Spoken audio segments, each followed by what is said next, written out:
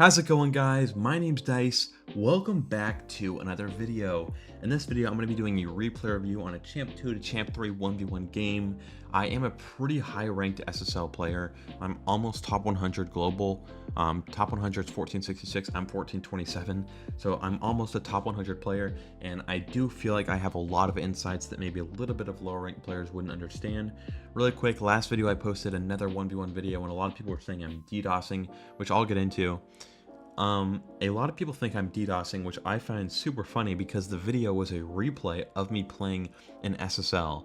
So basically the logic is that I'm DDoSing up to the rank I'm at in SSL, but I can still beat other SSL. See, I'm just really confused about that. And then a lot of people were talking about my 2s rank.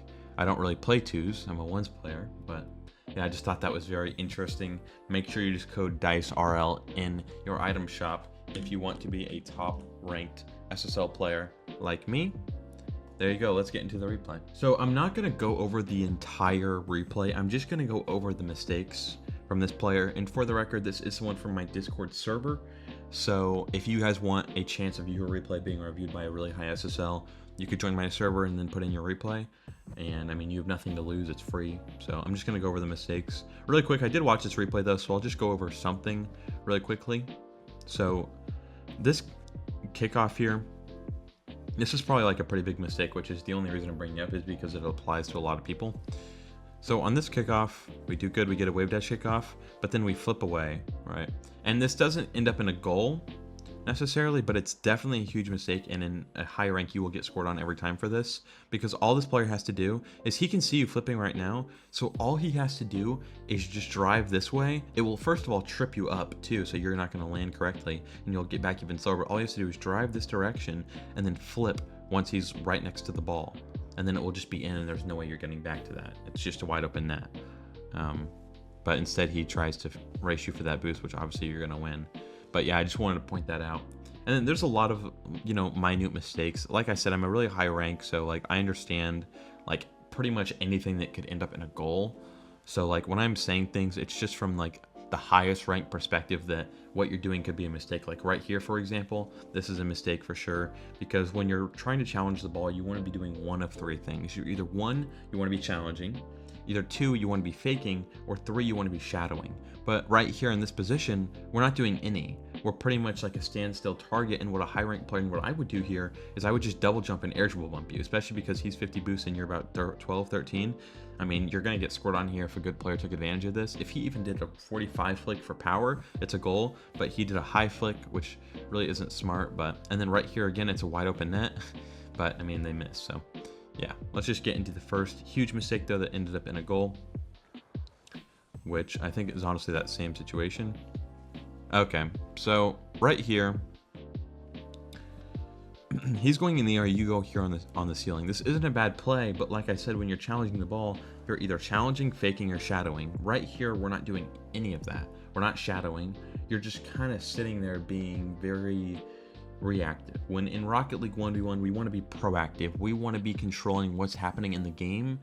And right now, we're just letting him come to us. And had this been a bit of a better player, this would definitely be scored on. Like this goal, this would be a goal, basically. The player would have scored on you for sure, because basically if he gets to you with the better setup here, I'm just going to show you in free play real quick what he could have done, which would be the same setup and everything. So if he's going up here and he's going for a ceiling shot and he stays close with this, he has a flip all the way through here, and then he could actually flip it whenever. But in the replay, he kind of just flips it away early because his setup wasn't very close. We just want to be careful of that, because, you know, we are just having a really poor challenge just based on the fact that he had a bad setup. So just be careful of that, and it pretty much ends up in a goal. You still could have recovered it after this mistake. This 50 is poor because you can see he's going to land on this side of the ball. So to 50 it on this side of the ball, it's just going to go behind you, which is exactly where it went, and then he's going to recover first. Especially after the 50 as well, you had a poor recovery. All you have to do here is, once you do this, you need to be turning your car before you're landing so that your wheels are turning this way, and so then you're not spending an extra 2 seconds going from here to here when you could have just cut that immediately. You might be able to get back, I don't know, but it would have been a much closer, you actually probably would have got back for sure. But on to the next goal here. I might need some context. Okay, so it's a kickoff. And that's actually a really good boost grab. And right here we make a mistake though. So this boost grab is actually really good, but we shouldn't be flipping, because when you flip, you're in the air longer. So when you're flipping, you're staying in the air longer, and we want to get back as soon as possible. So what we should do here, also the flip, it's good that you took the boost, but flipping like that's not necessarily the best play. I would opt for a double jump like this, like you'll see me do in a lot of my games. I double jump so that they can't bump me or anything, and I still get the boost from them, and they're out of the play. And the flip works, but like right here, we don't want to flip in the air. We want to just drive or boost straight down to the circle and get the ball and take control, either take it to our corner or take it to the other corner, or just because he's zero boost, just catch it and try to dribble it around and score the open net. Either of those plays work, but we just gave him an open net because we flipped it in the air for longer. And you'll notice that once we get this boost, if you just drove straight down here, you would have gotten to the ball in time. So that's just another thing to note.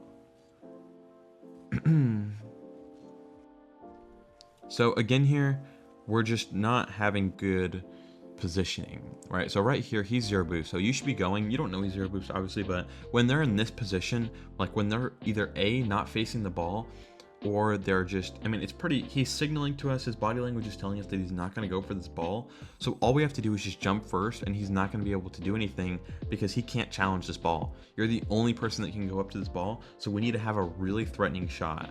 So we're here, but right here, this isn't even on target. So we pretty much just passed him the ball and said, here, take the open net, and that's exactly what he did. Now he has a wide open net. Of course, he didn't score the open net, but all he has to do is just jump like this, like right here, like maybe wait like half a second, and then he would just flip into this, and it would be an open net goal. So luckily, again, we're not scoring open nets. Luckily for you, not really for him. We have to hit this ball here as well. If we're going to pre-jump, we have to make sure that we're covering as many things as possible. But right now we're only covering the very edge, which this is a good pre-jump because you can obviously reach this, but you've got to double jump quicker here. You have to reach this ball, otherwise he just has an open net right after that. So just be careful of that as well. And we just give the ball away here. When you're in these positions, and I am skipping a lot of the things just because it would literally take me like a full-on coaching session, like maybe 1 to 2 hours of explaining everything this guy's doing wrong to actually get through with this replay. So I'm just going into the goals. But I mean, right here, it's pretty self-explanatory. So we're pre-jumping randomly. I mean, this isn't a bad pre-jump per se, but it's just your recovery. Like you would be able to get away with these pre-jumps in high SSL, but your recoveries are really bad. Like we should be double jumping, getting down, boosting to the ball, and we'd be there right now. But we're kind of just trolling, and then he misses another open net, and then after he misses an open net, we give the ball away. So it really is just a lack of awareness, no offense to this player, but I mean, it's just low-ranked gameplay, and it just takes time to learn. It's just a kickoff goal. I guess we can go over it.